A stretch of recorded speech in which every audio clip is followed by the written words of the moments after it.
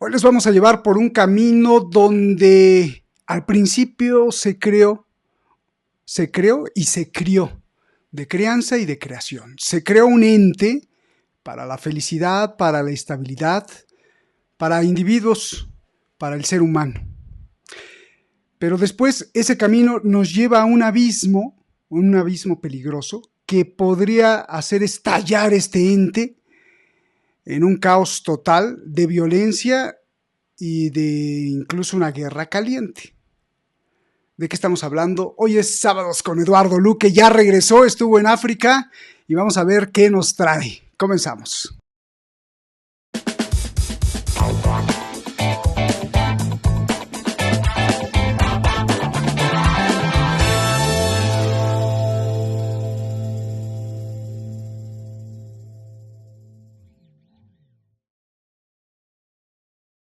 Un acuerdo entre Estados Unidos de Trump y la Rusia de Putin, saltando por encima de Ucrania y de la Unión Europea para poner sobre la mesa un alto el fuego que posponga para más tarde las discusiones políticas, es algo que Ucrania rechaza y que nosotros también debemos rechazar, porque nada debería decidirse sin la participación y el acuerdo de Ucrania, que está pagando el precio más alto por esta guerra.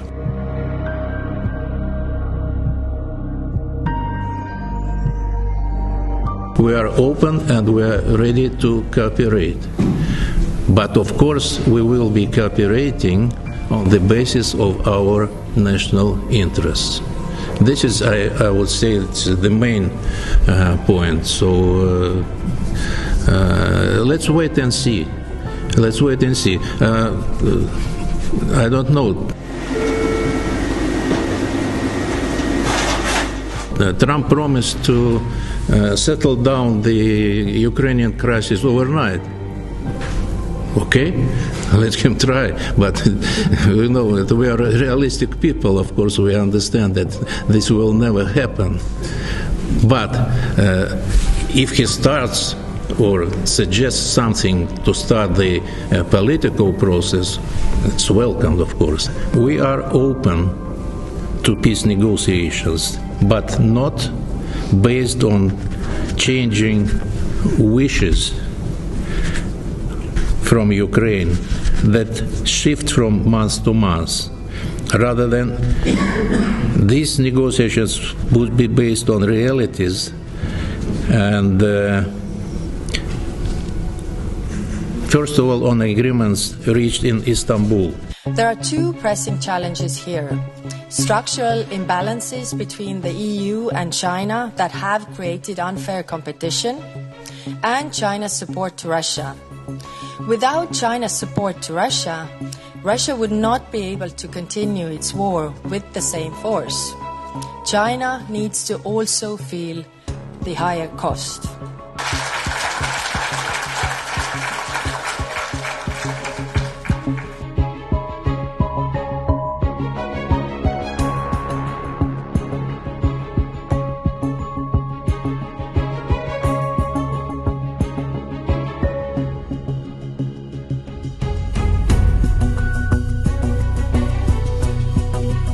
Ukraine's defense cannot be put on hold and wait. Every day, Russia is bombing our critical infrastructure, energy, ports, hospitals, and schools. Appeasement will not work. Strength will work. As we're working to make sure that Ukraine has what it needs to effectively defend itself, the United States continues to step up. We've obligated just recently and pushed out the door another $8 billion in security assistance for Ukraine. That was in September. Another almost $500 million just a few weeks ago. And President Biden is committed to making sure that every dollar we have at our disposal will be pushed out the door between now and January 20th.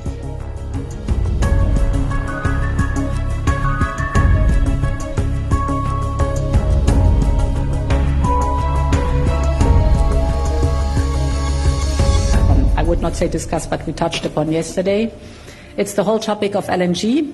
We still get a lot of LNG via Russia, from Russia. And why not replace it by American LNG, which is cheaper for us and brings down our energy prices, but is something where we can get into a discussion. Also, what our trade deficit is concerned. Дуже гучний вибух стався, що навіть внизу, коли летів цей пил, все на нас, Боже, всі кричать, діти, це жах. Ми повибігали, тут дим від машин, цей дим, сюди неможливо було квартиру пробрати. Nie ulega wątpliwości, że ten nowy krajobraz polityczny to jest poważne wyzwanie dla wszystkich. Szczególnie w kontekście ewentualnego zakończenia konfliktu wojny rosyjsko-ukraińskiej wskutek porozumienia na przykład prezydenta Rosji i nowego prezydenta Stanów Zjednoczonych. O tym także Every day, Ukrainians are killed and wounded by the deadly Shahed drones, designed and supplied by Iran. With the money gained from iron sales to Russia, Iran and its proxies destabilize the Middle East and fund terrorism further afield. At the same time, China backs Russia's economy, enables its defense industry, and amplifies its narrative on the world stage. Russia, working together with North Korea, Iran, and China, is not only threatening Europe, it threatens peace and security, yes, here in Europe, but also in the Indo-Pacific and in North America.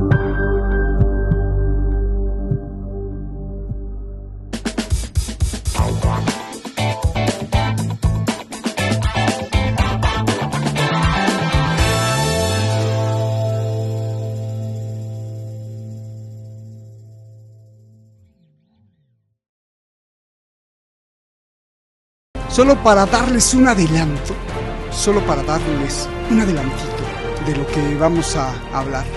Miren, esta señora se llama Kaja Kallas. Esta señora pues nació en la Unión Soviética, sí, y estamos a unos 14 días de que entre en operación en la Unión Europea, y ella es justamente una guerrerista tremenda, belicista, que apoya la guerra y que apoya la militarización aún más. Todo esto como adelanto. Ya está aquí con nosotros Eduardo Luque. Eduardo Luque, muchas gracias, bienvenido. Estuviste en África, ya revelé algunos detalles, bueno, ya dirás tú qué más nos revelas y qué anduviste haciendo por allá, pero este sábado contigo creo que va a estar muy bueno porque nos vas a hablar de este ente como de hada madrina, como de cuento de hadas, que se fue pues cuajando, como se diría en nuestros países, se fue consolidando de una manera, yo diría, con maquillaje, porque esa consolidación no era tan real, y ahora estamos a un pasito de un abismo donde podría estallar por los aires no solo la unidad, sino arrastrar a muchos a una guerra, como mostré ahí a esta señora que nació en lo que era la Unión Soviética en Estonia. Eduardo, bienvenido, y vámonos con la encrucijada. Adelante, te escuchamos con mucha atención como siempre. Gracias. Sí, estamos en una especie de encrucijada, me refiero a la Unión Europea, y con las implicaciones que esta situación implica, ¿no? La Unión Europea va a vivir una encrucijada muy importante, puesto que se va a enfrentar, según todos los indicios, a un nuevo planteamiento, que digamos no estamos en sus ideas iniciales, ¿no? Es factible, muy factible, que el señor Trump, una vez que ve que la situación en la guerra en Ucrania se debilita en contra de la OTAN, en este momento, digamos, la derrota del ejército ucraniano es más que evidente.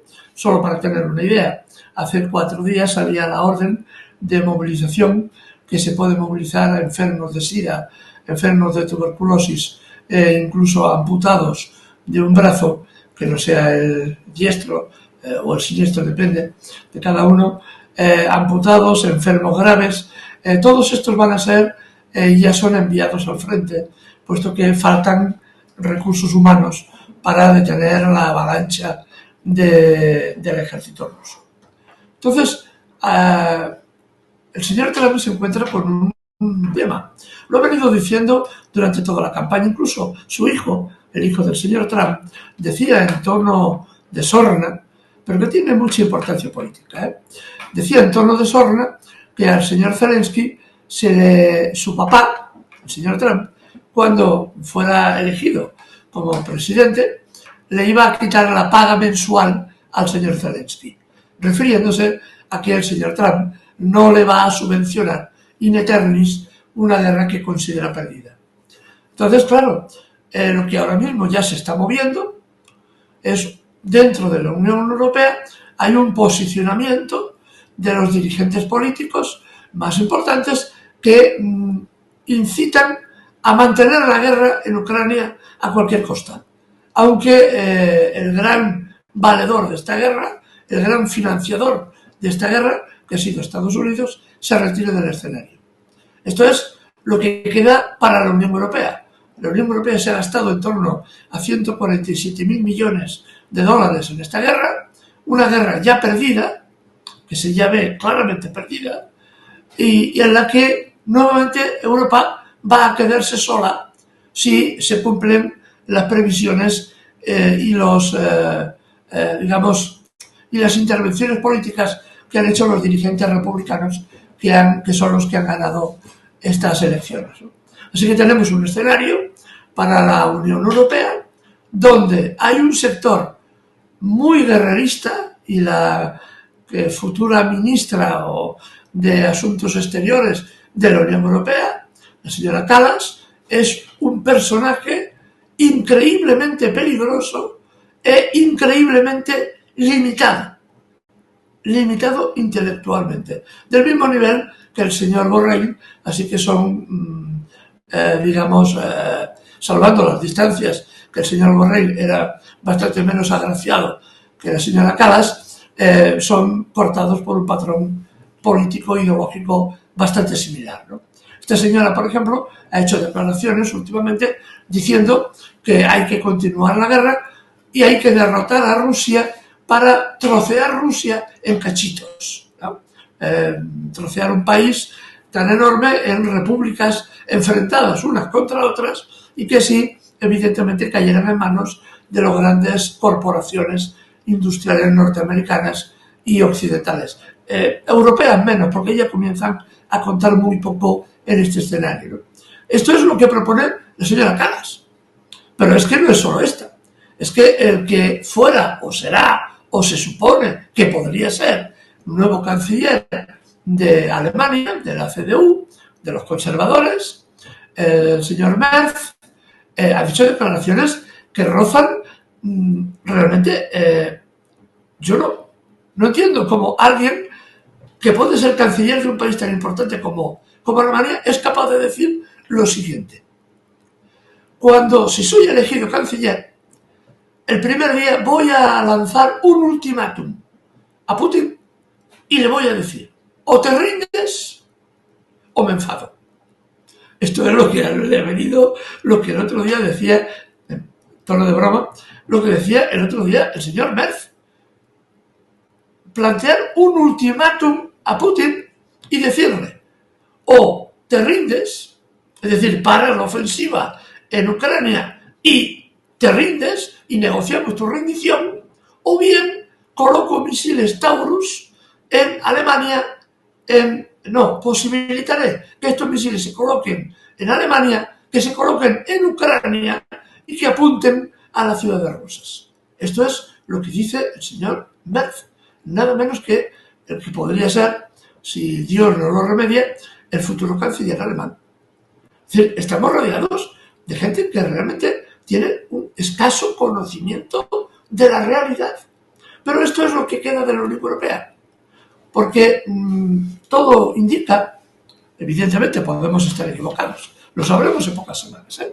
Esto se desenvolverá en muy poquito tiempo, podemos estar equivocados. Pero lo que es factible es que el señor Trump, visto que tiene que focalizar su guerra, su conflicto con China, mantener el conflicto en Oriente Medio y los otros conflictos con América Latina que tiene abiertos, son demasiados frentes y tiene que ir cerrando algún frente para poder redistribuir recursos cada vez más menguantes, ¿no?, en los otros frentes de batalla. Así que probablemente el señor Trump haga lo siguiente: retirarse, buscar un acuerdo con el señor Putin, ya veremos cómo y de qué forma, retirarse de este escenario, porque siempre podrá argumentar que él no lo provocó, que la derrota del ejército norteamericano y de la OTAN no es cosa suya, sino es cosa de Biden, y por tanto yo voy a buscar una solución,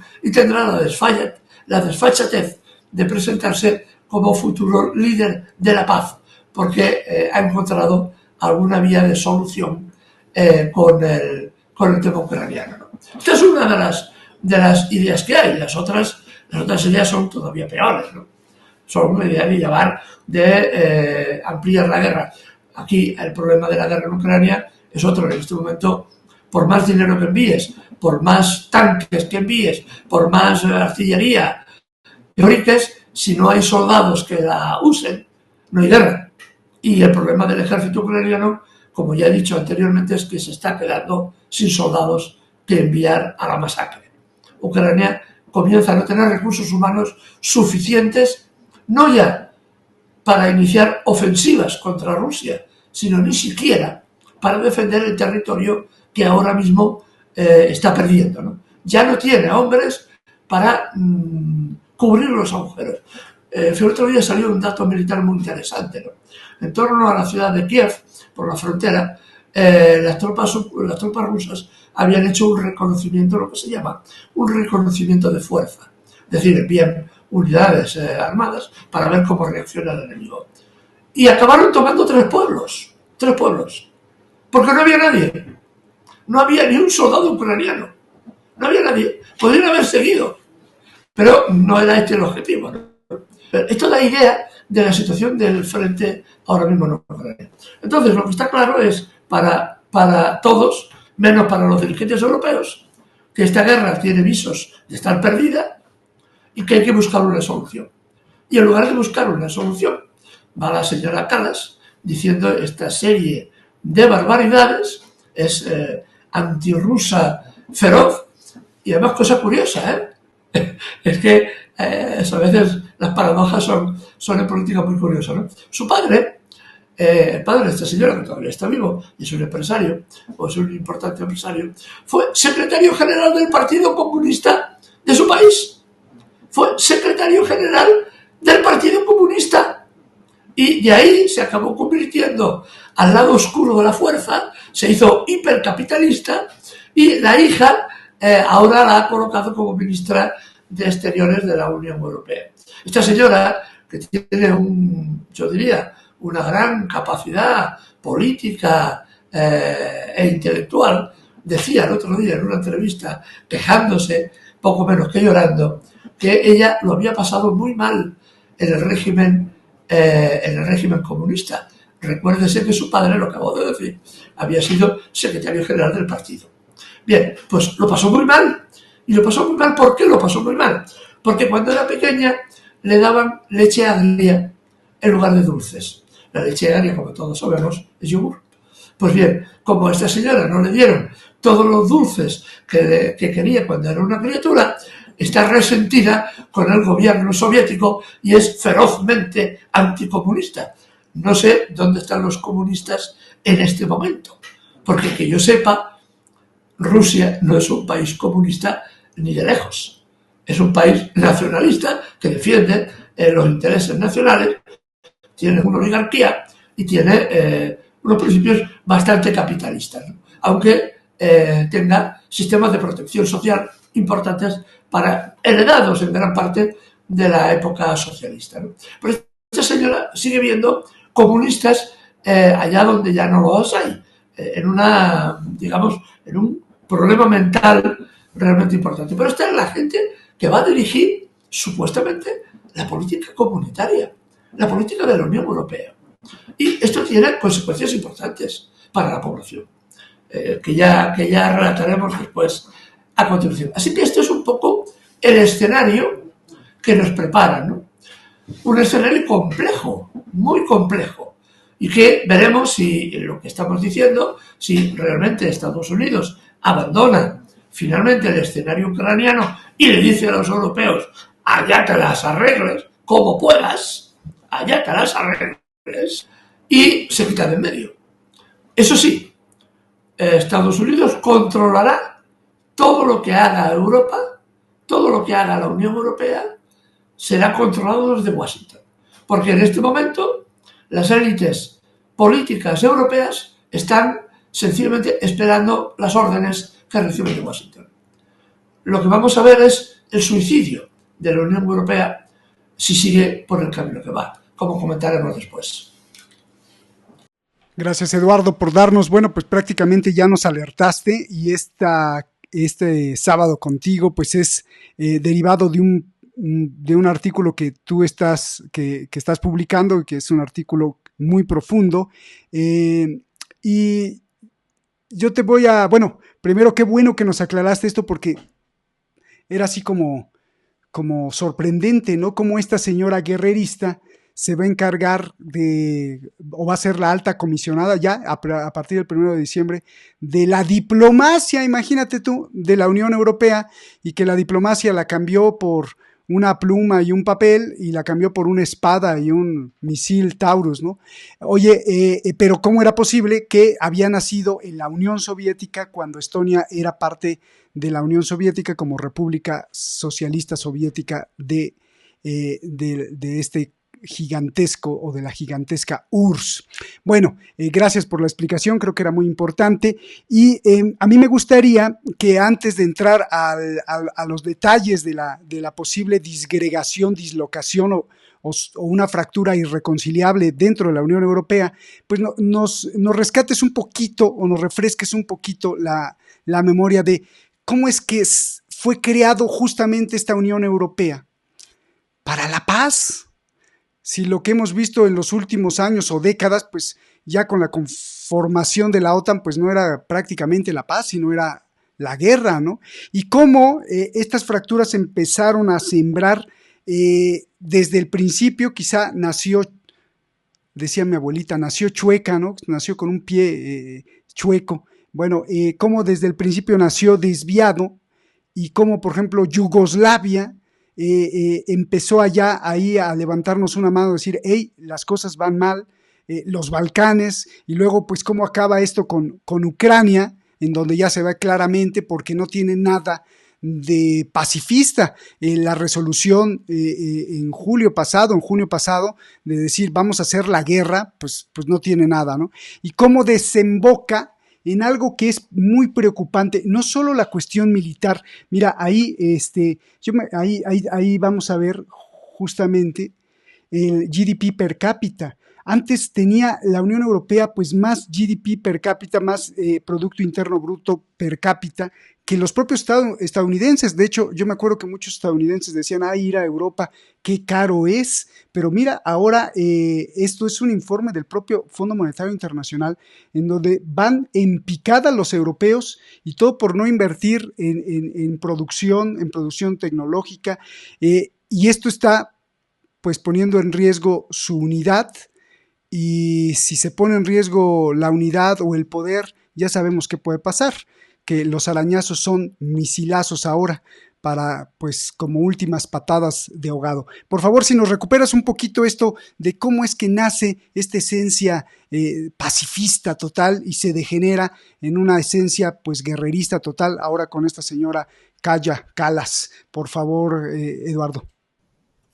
Aquí habríamos de hablar de dos planos. Uno es el plano teórico, el plano que te explican los políticos en sus discursos qué es lo que quieren o qué es lo que dicen querer, y otro plano es el real, el que está detrás, que son completamente diferentes. Es decir, en el plano político siempre se ha dicho que la Unión Europea, cuando se formó, primero se formó una especie de coalición en torno al carbón y al acero, para regular la producción de carbón y acero, y que los países productores de estos minerales no entraran en conflicto como había sido la Primera Guerra Mundial y la Segunda, y entonces se crea esta comunidad de carbón y del acero en los años 50, que da paso a la posterior creación de la Unión Europea mucho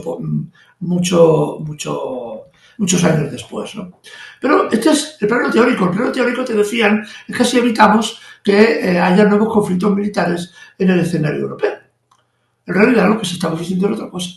Se estaba diciendo que la Unión Europea iba a ser, que se dedicó especialmente a Alemania a conseguirlo, tras la unificación, conseguir que la Unión Europea fuera invadida por Alemania sin tener que utilizar los carros de combate como había hecho en la Segunda Guerra Mundial.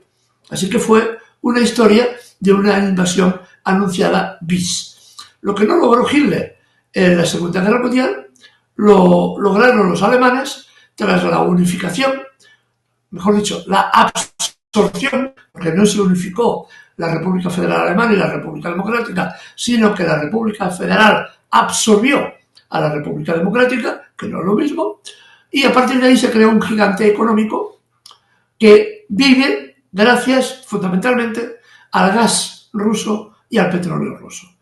Oye, perdóname que te interrumpa, Eduardo, esta conquista de Alemania en la Unión Europea como el motor económico y la locomotora, ¿fue circunstancial o fue planeado? Fue planificado.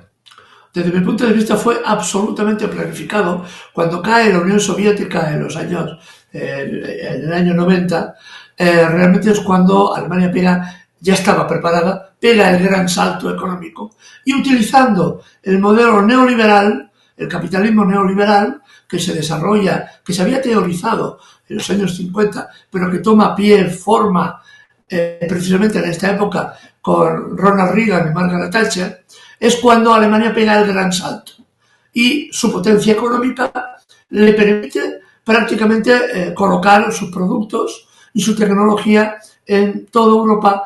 Y lo que diga Alemania, lo que decía Alemania, alguna vez Francia intentabas por ahí sacar las orejas, pero rápidamente la canciller o el canciller alemán le daba rápidamente las orejas y le hacía bajar la cabeza, ¿no? Pero es Alemania la que impone finalmente criterios políticos, económicos, y los dirigentes europeos tienen que mirar a Berlín para decir o hacer una cosa u otra. Se impone la Unión Europea, se impone un modelo neoliberal que beneficia sobre todo a Alemania y se impone una moneda única que beneficia exclusivamente a Alemania. Porque claro, ¿cómo era posible que España, por ejemplo Portugal, tuvieran la misma moneda, el mismo valor de moneda que el marco alemán, que dejó de ser el marco y se convirtió en el euro, ¿no? El euro alemán tenía el mismo valor que el euro de Portugal o el euro de España, cuando la diferencia económica en PIB era de 20 puntos o más. Es decir, las monedas tienen valor en función de la riqueza de los países y no puedes tener una misma moneda dos países con riqueza diferente, tan diferente como Alemania y Portugal, como Alemania e Italia, como Alemania e España, ¿no? Entonces, se sujetó Europa, se nuclea en torno a la Unión Europea y en torno a una moneda única.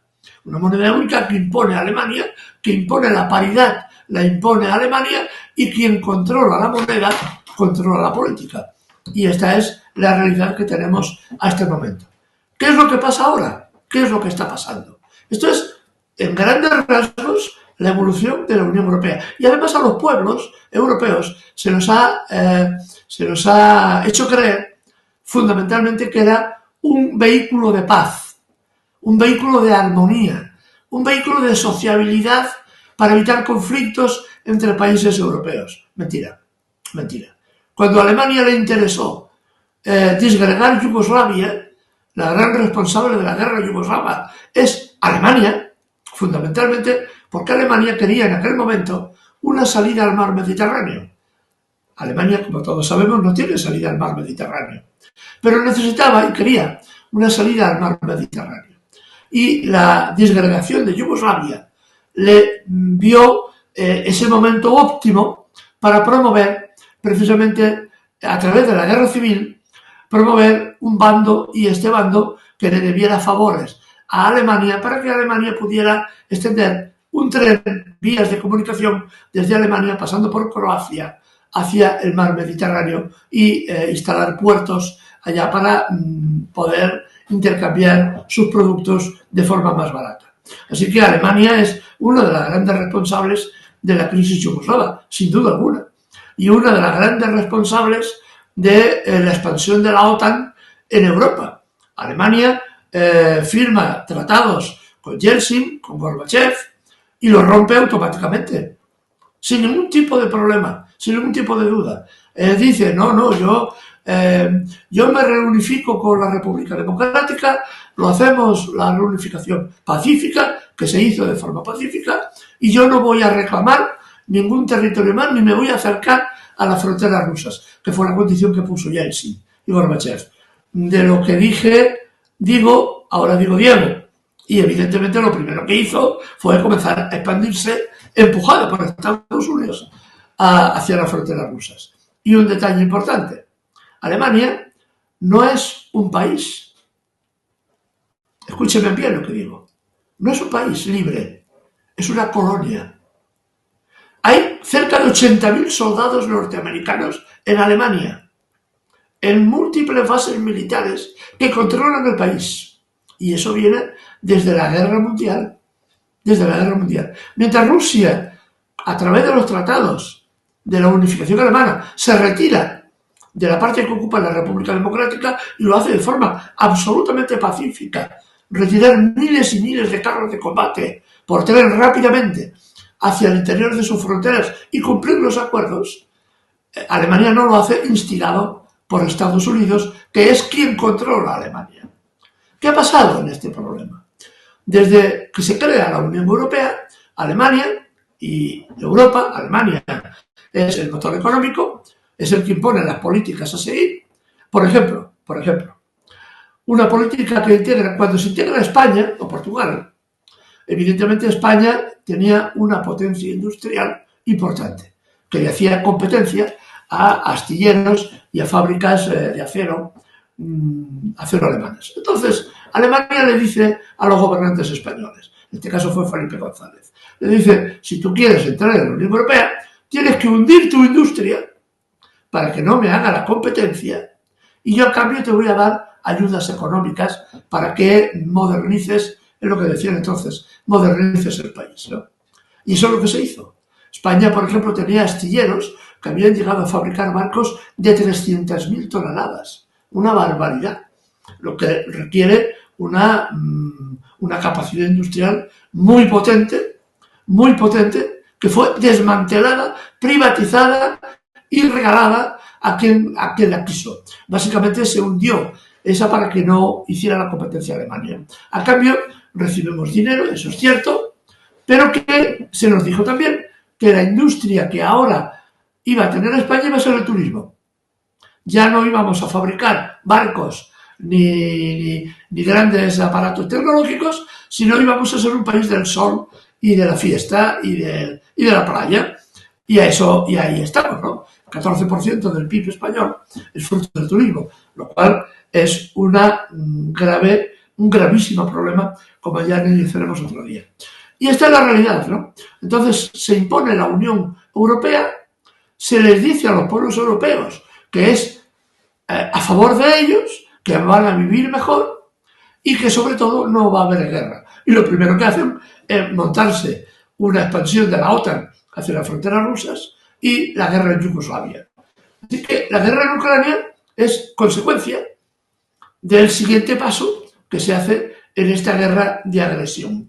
Nuevamente, en este caso, la canciller Merkel, la señora Merkel, con el presidente francés y el presidente norteamericano, firman los acuerdos de Minsk, Minsk 1, Minsk 2 y ahora veremos si el Minsk 3, y hoy sabemos, lo han dicho ellos personalmente, no es que lo diga Eduardo Luque, lo han dicho ellos, tanto la señora Merkel como los presidentes franceses, que ellos firmaron los tratados de Minsk para que Ucrania se rearmara, preparando la guerra, la actual guerra que ahora está perdiendo Ucrania. Esta es la realidad de la Unión Europea.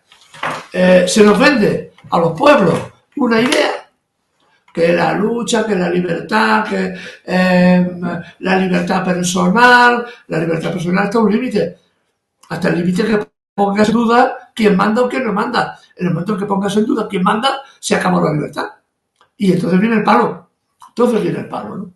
Entonces es por lo que Alemania, los países europeos participaron, financiaron las revoluciones de colores en toda Europa Central, desde Polonia hasta Hungría, hasta todos los países de la Europa Central, fueron financiados esas revoluciones de colores precisamente por la Unión Europea y por los países occidentales. El golpe de Estado que dio Yeltsin está financiado por Estados Unidos directamente y por Alemania, que también estaba interesada en destruir a Rusia y poder quedarse con los cachitos, que ahora dice la señora Kallas, que dice que se van a quedar, ¿no? Cuando pierda Rusia la guerra con Ucrania, ¿no?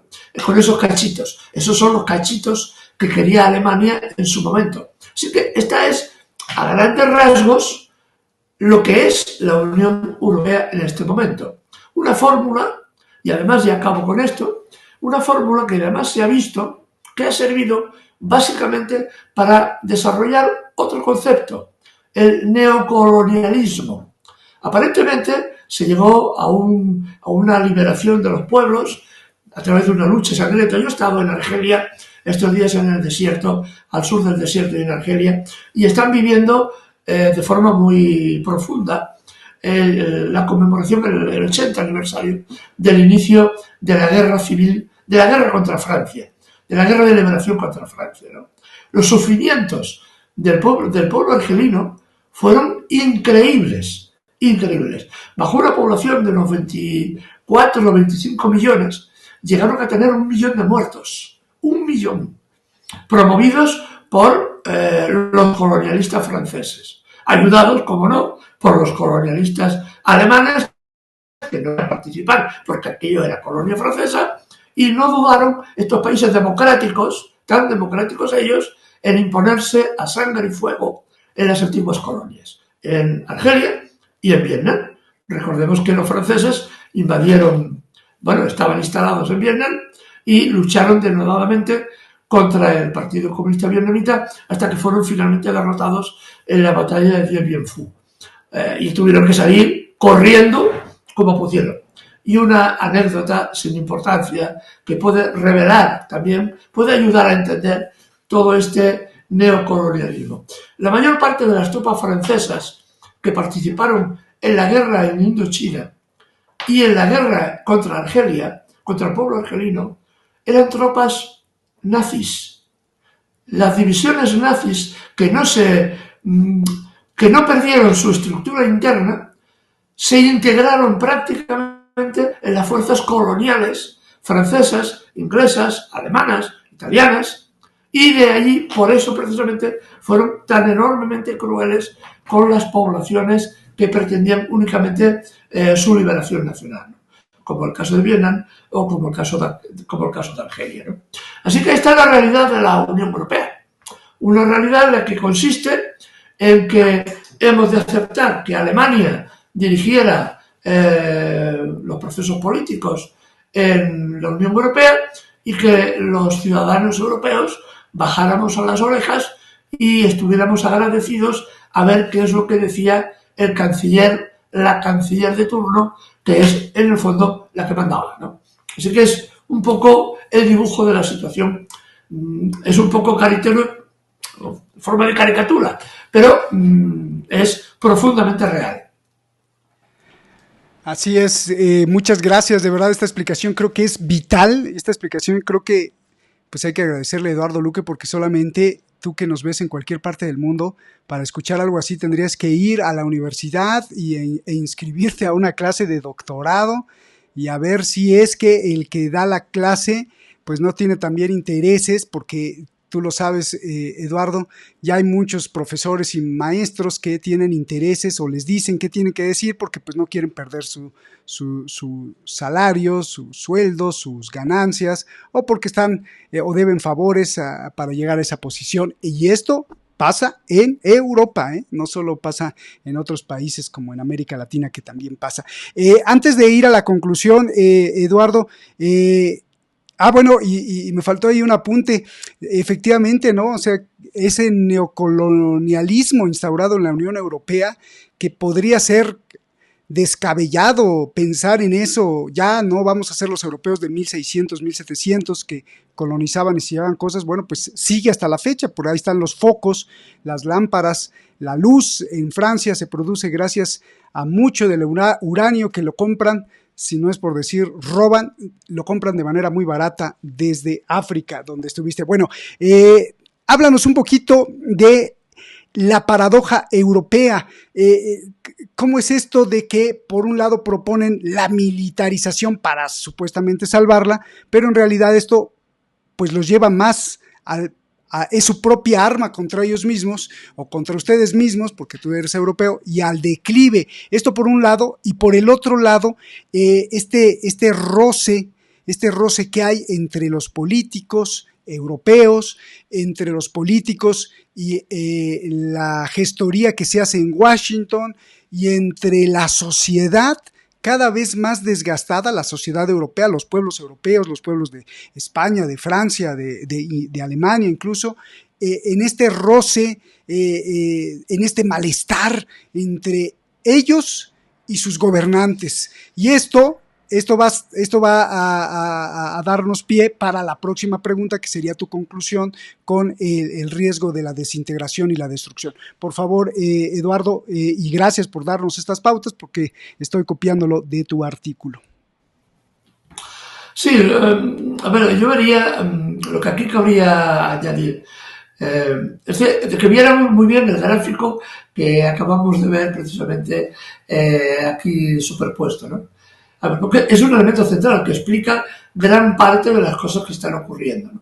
Como la curva de crecimiento del PIB norteamericano supera con creces, a la curva de crecimiento del PIB alemán, cuando esto hace en el año 2020, en otro programa aquí, yo coloqué una gráfica también donde hasta el año 2020 prácticamente, hasta el año 2020, hasta el año 2000, según los datos del Fondo Monetario, el PIB europeo superaba ya por paridad de compra al PIB estadounidense. Esta gráfica también la pusimos en otro programa ya hace un tiempo, ¿no? Y ahora esta gráfica vuelve a insistir sobre lo mismo, ¿no? Es decir, Europa, al meterse en esta guerra, creyendo en la prepotencia europea, de que efectivamente Rusia era poco menos que como lo dijo Obama. El presidente Obama calificó también con una inteligencia espectacular, calificaba a la Unión Soviética en aquel momento como una gasolinera con bombas atómicas. Esto es la idea que tenía de Rusia el señor Obama, tan alabado, y ahora que está pasando un trago terrible, porque había apostado, fue uno de los promotores del golpe de Estado contra Biden, que le salió como le salió, en la esperanza de que Kamala Harris ganara al señor Trump, visto lo cual el señor Obama se denota que tiene muy poca vista ahora, y más cuando dijo aquella frase, ¿no? Esta idea de que Rusia era un país de vándalos que iban todos a caballo, con una cimitarra, y todos matándose entre ellos, era lo que impulsaba el conocimiento que tenía la clase política europea. Y que se ha visto, realmente, ha sido un choque brutal con la realidad, puesto que la clase política y la economía europea se ha desplomado y hemos iniciado una rampa que no va a acabar, ya lo digo. Eso no vemos de momento el fondo, ni muchísimo menos.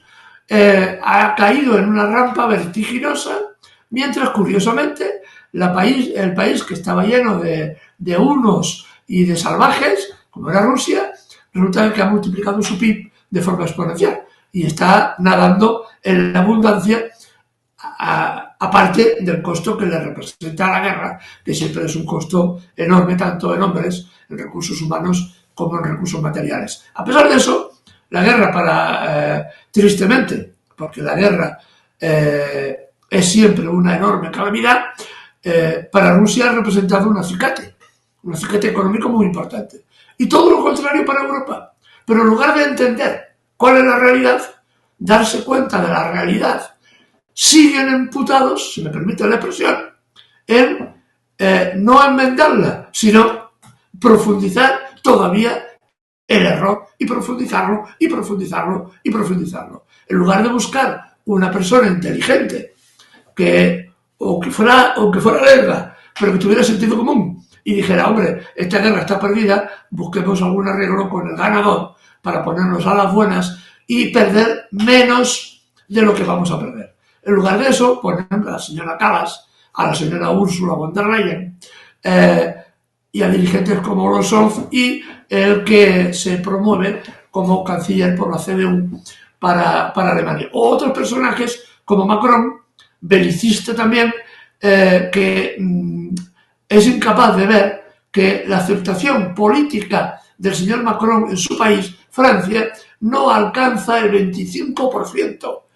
El 75% de los franceses piensan del señor Macron que lo está haciendo mal, muy mal o rematadamente mal, que no lo quieren. Y el señor Macron se aferra al sillón como un pulpo, como una sepia, y al grito de no nos moverán, permanece, aunque está profundamente rechazado por su población. ¿Qué decir del Reino Unido, que han cambiado en 2 años y medio, 5 veces de presidenta, incluso una de ellas duró escasamente un mes, porque su primera medida económica fue prácticamente hundir la Bolsa de Londres. Y duró el tiempo que tardó en sentarse en la silla, ya le habían quitado la silla, la mesa, el despacho, la casa, y le habían dado una patada y le habían echado fuera porque era una absoluta incompetente, más allá de toda medida. Y era una señora que tuvo, durante el tiempo que estuvo gobernando, el botón nuclear en sus manos. Eso también hay que verlo porque, bueno, el botón nuclear no, porque el Reino Unido, desgraciadamente, sus armas nucleares digamos que tienen enormes peligro. Es más peligroso para ellos mismos que para el enemigo en el que atacan. Pero bueno, es igual. Pero estamos viendo cómo la política europea aplicada a la guerra está provocando enormes desafíos, enormes crisis internas que se van a ir agravando. ¿Por qué lo digo?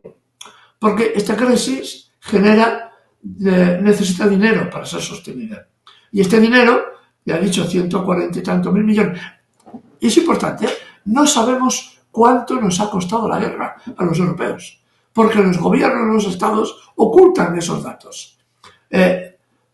Ronda los 140.000, que son 200.000, o 250.000, o 110.000, no lo sabemos. No lo sabemos porque hay una ocultación real a la ciudadanía del coste de la guerra.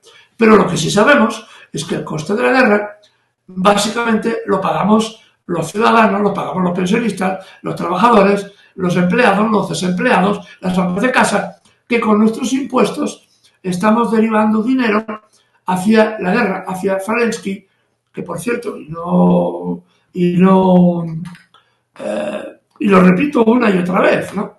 Zelensky no es presidente de Ucrania. Otro de los problemas que tiene Rusia a la hora de gobernar es que ¿con quién negocian? Si Zelensky ya no es presidente, no ha convocado elecciones, no es nadie. Es alguien porque todavía dicen desde Europa que negocian con él, un dictador. Eso que habla la Unión Europea de democracia no tiene ninguna duda, ningún problema en aliarse con dictadores como el señor Zelensky, que ya se le acabó su mandato, no ha convocado elecciones y no hay nadie que mande realmente en ese país, ¿no? Pues bien, otro problema para Putin es con quién negocio. Es decir, al final queda claro que el negociador no se va a negociar en Kiev, ni se va a negociar en Bruselas, se va a negociar en Washington y en Moscú. Ahí está la negociación. Y esta es la realidad también de la Unión Europea, que ahora hace esfuerzos por mantener la guerra, cuando esto va a provocar, espero que sí sea, grandes cambios sociales, porque llegará un momento en que la población, ahíta ya de guerra y de que le aprieten y de que los impuestos nos ahoguen a todos, llegará un momento en que habrá alguna reacción social importante. No sabemos cómo, no sabemos cuándo, no sabemos de qué forma, pero evidentemente los pueblos europeos responderán a la presión continua de una guerra perdida, que la sensación que es que la guerra está perdida y que no tiene sentido, y que el único sentido que tiene es para que cuatro políticos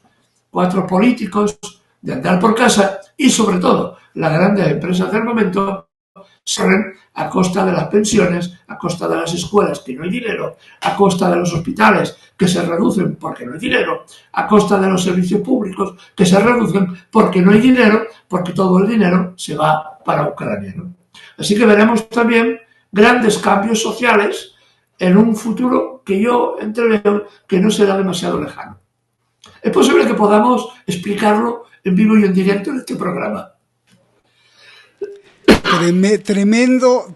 Tremenda apuesta que haces, ¿eh? Es posible que podamos explicarlo en vivo y en directo, o sea que puede ser. Y ¿sabes qué? Te iba a decir, me estaba acordando de tus predicciones, te creo mucho en las predicciones porque vuelvo a repetir para ustedes, si alguien es nuevo y se está sumando, yo le pregunté a Eduardo Luque, oye, ¿y va a quedar Erdogan de nuevo como presidente? Y dijo sí, y ahí está. Y últimamente, no sé si recuerdas, pero también dijiste que Donald Trump, y ahí está. Y bueno, pues esto que estás adelantando, pues sí, está grave, porque estamos hablando de millones de personas que viven en la Unión Europea, y esas millones de personas pueden estar en riesgo de una guerra con Rusia, y el mundo entero, los más de 7.000, 8.000 millones de personas, pues también pueden estar en riesgo, porque cuando hay una guerra con Rusia, entre la Unión Europea y Rusia, esperemos que no, pues entonces estamos hablando prácticamente de la orden dada desde Estados Unidos. Mira, ahí está esta señora Kallas, ahí está en el equipo de los belicosos, ¿no? Por ahí está, creo que está de blanco, no sé si sea esa, justamente en las celebraciones de la OTAN en este 75 aniversario, y ahí está entre todos, ya lista para tomar posición, postura y sobre todo ejecución el próximo 1 de diciembre, como la que detesta el comunismo, ese comunismo que quién sabe dónde está. Y hablando de esto, pues ya te voy a preguntar tu conclusión. Este riesgo entonces es latente, pero casi evidente, de desintegración, de destrucción, de la advertencia que tú has mismo hecho de la posible desintegración, no solo entre los países de la Unión Europea, sino también entre completamente este divorcio entre las diferentes sociedades y sus diferentes gobiernos europeos, y esto que puede pues capitalizarse como crecientes movimientos sociales, protestas. ¿Cuál es tu conclusión? Ya lo dijiste, pero para cerrar el programa, Eduardo, por favor, te agradezco. Pues básicamente la conclusión es muy simple. Si realmente los políticos europeos creyeran en eso que llaman ellos los valores europeos, que está por buscar y a ver que alguien me lo explique y me los enseñe cuáles son. Porque claro, cuando uno habla y ve y escucha de los valores europeos y se da cuenta que Europa está financiando la masacre en Palestina, enviando armas a Israel, dice uno y piensa uno, ¿dónde están los valores europeos? ¿Estos son los valores europeos? Pero claro, esta es la paradoja.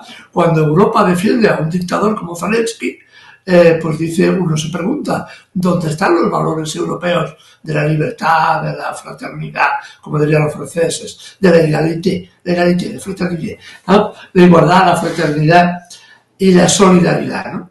Esta es otra paradoja que tenemos, ¿no? Así que, evidentemente, nuevamente, las palabras no corresponden con los hechos. Y la población europea va a comenzar a despertar y no va a tardar mucho, porque lo estamos viendo en Francia, las grandes movilizaciones en Francia, las grandes movilizaciones en Alemania, que ya se están produciendo, porque van a ser expulsados, enviados al paro decenas, centenares de miles de trabajadores europeos, alemanes, franceses, que también por la crisis del automóvil, producto de la estupidez de los políticos europeos que decidieron pegarse un tiro al romper las relaciones políticas y económicas con Rusia, que es el gran proveedor de energía europeo.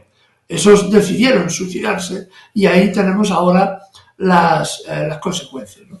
Así Oye, que tenemos Eduardo, perdón, ahí en estas consecuencias creo que hay dos variables de la ecuación que van a ser muy importantes para ti. Este señor que está ahí apareciendo en su avión, para ti como europeo y para los gobiernos europeos, este señor que está ahí apareciendo, Donald Trump, y este otro, Elon Musk. Creo que estos dos personajes van a ser una variable tremenda que va a influir en los destinos de la Unión Europea. No sé cómo lo veas tú desde allá, desde España.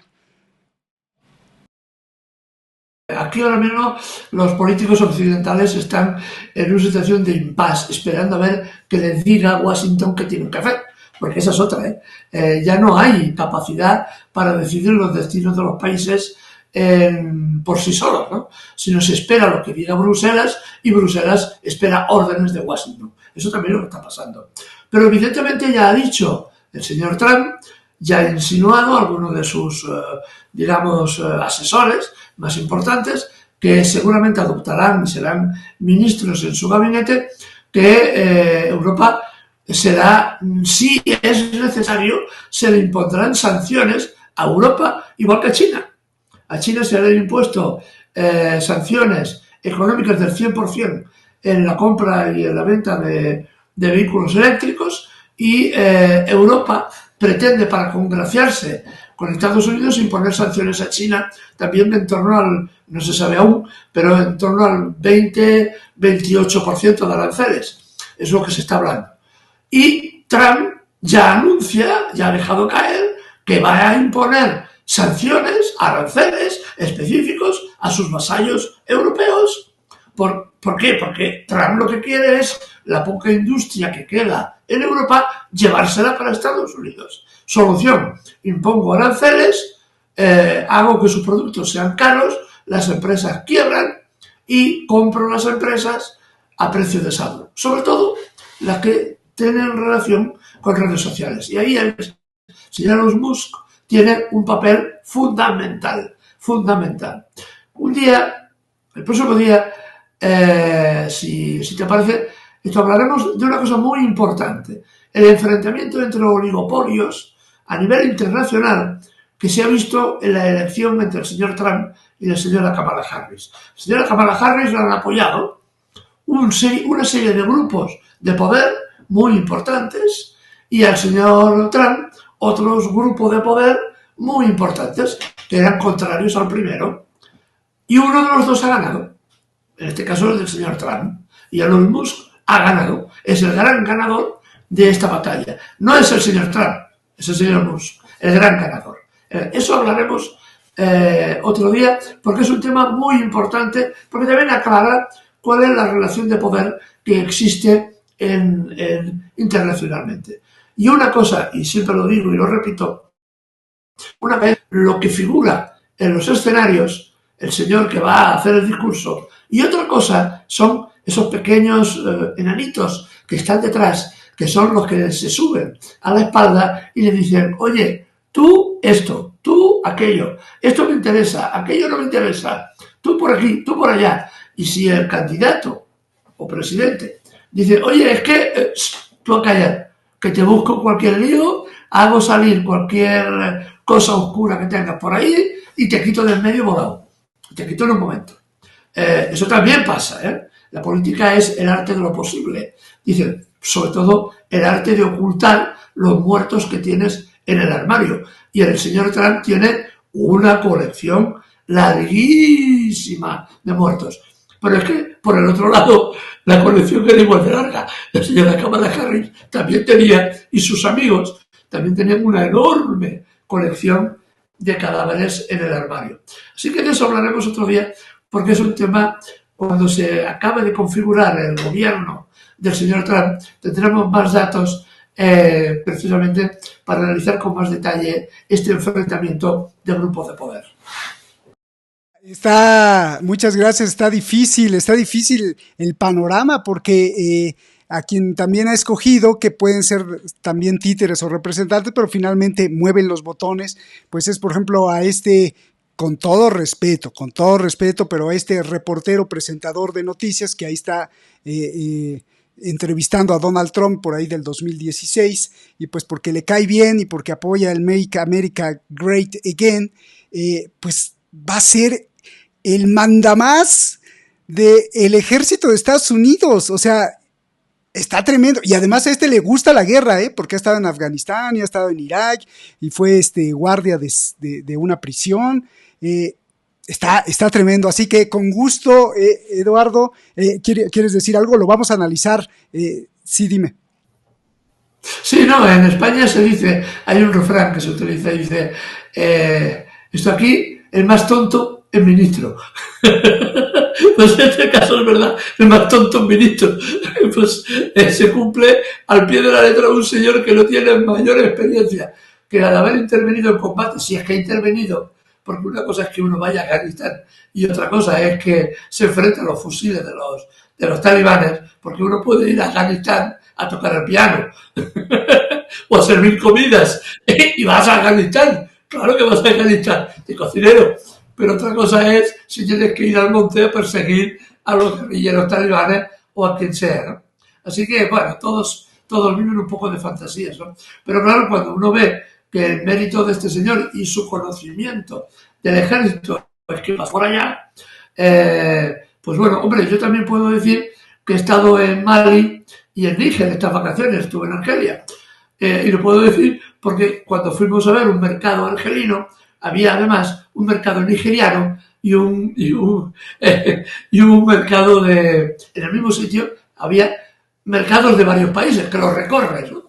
Entonces, lo que le puedo decir es que he estado en todos esos países, ¿no? He estado en uno, y pasé por allá, y entonces vi cómo vestían los de Níger, los de Burkina Faso, tienen formas culturales diferentes, ¿no? Pues este señor, este presentador de la televisión, es posible que haya pasado por allá de cocinero, o llevando el correo, o haya visto la guerra desde arriba, desde un avión a 10.000 alturas, y bueno, y se ha elegido para controlar un ejército tan importante como Estados Unidos, y sobre todo con un presupuesto tan enormemente importante como es el ejército de Estados Unidos, que en este momento tiene 700.000 millones de presupuesto. Una absoluta locura. ¿Y todo para qué? Para que los hutíes en el Golfo de Adén lancen un misil contra el portaaviones más moderno, más sofisticado de Estados Unidos y tengan que salir huyendo a toda máquina porque como le den al portaaviones lo echan abajo. Es decir, todo esto, el gasto enorme en maquinaria militar, después resulta que llegan los tanques estadounidenses tan maravillosos a Ucrania, los meten en la carretera, quedan enfangados, no pueden moverse y son incendiados con perillas. Es decir, para esto sirve ese gasto tan descomunal, gasto que se quita de ayuda social, se quita de escuelas, se quita de residencias y se quita de beneficios sociales, ¿no? El señor Trump decía, uno de sus discursos en la campaña electoral, decía, ¡ay, qué cosa tan horrible! En Europa la sanidad es gratuita. Y lo decía así, ¡qué cosa tan horrible! En Europa la sanidad es gratuita. A esto se refería el señor Trump en uno de sus discursos en campaña electoral. Pero bueno, las poblaciones eligen a unos dirigentes. De todas formas, piensen ustedes un detalle también que no se tiene en cuenta, ¿no? En realidad, el número de votos que ha obtenido el señor Trump, que ha ganado el número de votos, pero en relación con la población votante, la población que podía votar, solo lo ha votado un 22% de la población susceptible de votarlo. Es decir, esto es el apoyo social que tiene. El 22% de la población lo ha votado. El ganador en estas elecciones ha sido la abstención, como casi siempre. Y esto es también importante a la hora de saberlo. Gracias. Y efectivamente, cuando un veterano de verdad ha estado en la guerra y hablas con él, pues te dice, yo es horroroso y no queremos más guerra. Pero bueno, pues a este señor creo que le gusta la guerra. Con todo respeto, vamos a ver qué va a hacer. Y ya está, Eduardo, te vamos a proponer, a postular como secretario de Defensa o ministro de Defensa de España, por lo menos, si es que nos dejan postularte como secretario general de la OTAN. Pues les dices de currículum, yo estuve en Mali, en África, y yo creo que hasta harías mejor papel. Pero bueno, muchas gracias, Eduardo, te agradecemos mucho. Hermano, muchas gracias. Y a ti que nos ves en cualquier parte del mundo, no te pierdas nunca Sábados con Eduardo Luque. Ya está aquí de regreso, estuvo en África y tiene muchas cosas que contar. Gracias, nos vemos hasta la próxima y un abrazo a todos. Gracias, hermano Eduardo, gracias.